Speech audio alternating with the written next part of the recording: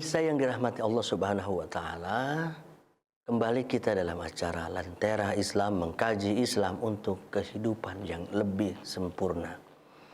Jangan sia-siakan waktu. Jikalau kita menyia-nyiakan waktu, niscaya kita akan menjadi orang-orang yang rugi. Waktu ini disia-siakan untuk kemaksiatan dan kezaliman. Sementara waktu diberikan oleh Allah untuk kita manage dengan baik, agar senantiasa kita tidak menjadi orang-orang yang rugi. Innal insana lafi husrin. Sesungguhnya manusia ada di dalam kerugian.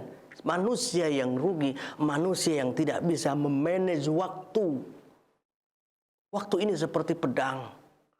Pedang itu tajam. Kita diberikan pedang. Andai kata kita mampu menggunakan pedang itu, maka pedang itu dapat menjaga diri kita, dapat memotong, dapat membantu dan lain sebagainya. Tapi andai kata kita diberikan pedang, tidak mampu memainkannya, bisa-bisa tubuh kita yang terluka. Itulah orang-orang yang rugi. Manusia yang rugi, manusia yang menyia-nyiakan waktu. Manusia yang selalu berpoya-poya, berhura-hura karena dunia, manusia itu lupa kepada Allah. Tetapi di dalam ayat ini Allah berikan terkecuali illalladzina amanu. Sesungguhnya orang-orang yang memiliki nilai keimanan, dia tidak memiliki kerugian. Wa amilus solihati, waktunya digunakan untuk beramal soleh. Ittaqillaha haitsuma kunta. Waktu ke waktu dia gunakan untuk beramal soleh. Bertakwalah kamu di mana saja kamu berada, di rumah, di kantor, di jalan, berbuat baik, menolong orang lain. Allah perintahkan ta'awanu 'alal birri wat taqwa wa la ta'awanu 'alal ismi wal udwan. Ini adalah merupakan perbuatan baik. Bahkan ketika kita ingin ditolong oleh Allah, wallahu fi aunil abdi madamal abdu fi auni akhi. Allah tidak akan menolongmu sebelum kamu suka menolong kepada orang lain. Ini pun adalah merupakan nilai-nilai ketakwaan dari waktu itu kita gunakan untuk wa'amilus shalihat.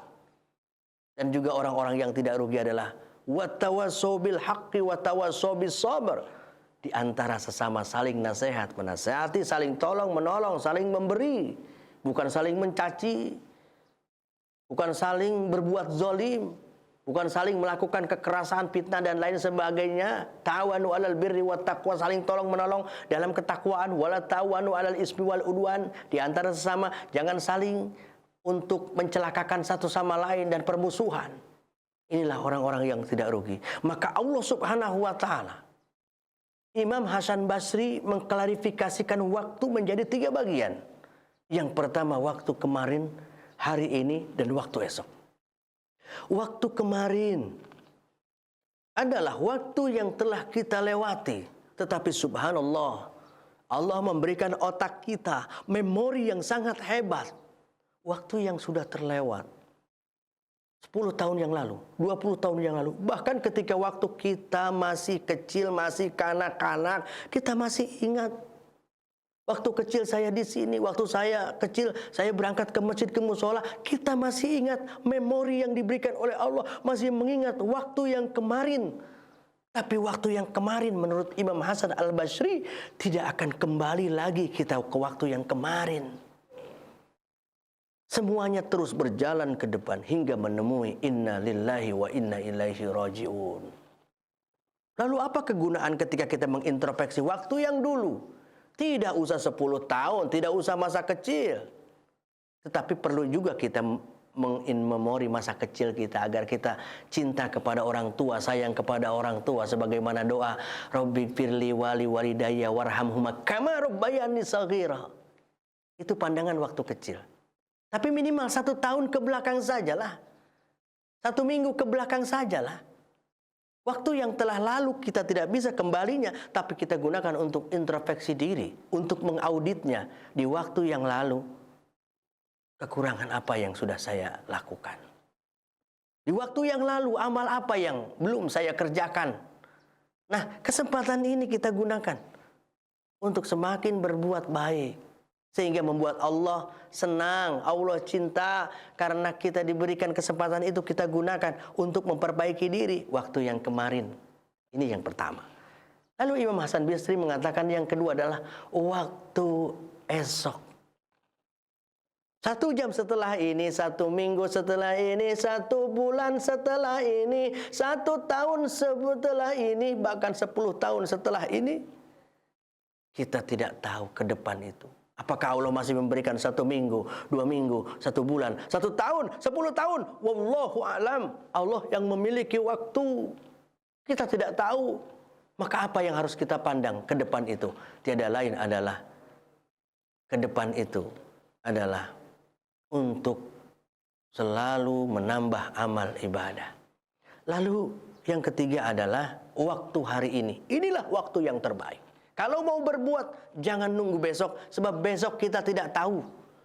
Kalau mau berbuat sedekah, jangan nunggu besok. Wa anfiqu mimma razaqnakum min qabli an yatiya ahadakumul maut. Kalau mau infak, kalau mau berubah, kalau mau berbuat baik, qabla ayatiya ahadakumul maut, sebelum datang kematian. Sebab kematian itu adalah asrarakum, rahasia buat kamu sekalian. Allah yang memilikinya. Pemirsa yang dirahmati dan dimuliakan oleh Allah Subhanahu wa taala. Jadi, jangan sia-siakan waktu yang diberikan oleh Allah sehingga kita menjadi orang-orang yang rugi, bukan menjadi orang-orang yang beruntung, yaitu orang yang beriman, kemudian orang-orang yang selalu beramal soleh. Kemudian orang-orang yang selalu tawassaw bil haqqi wa tawassaw bis sabr. Gunakan waktu dengan baik. Ketika kita berada di tahun baru, ketika kita berada di tahun dan bulan semakin bertambah untuk kita, seyogyanya kita semakin beriman kepada Allah, semakin memiliki 2 hal.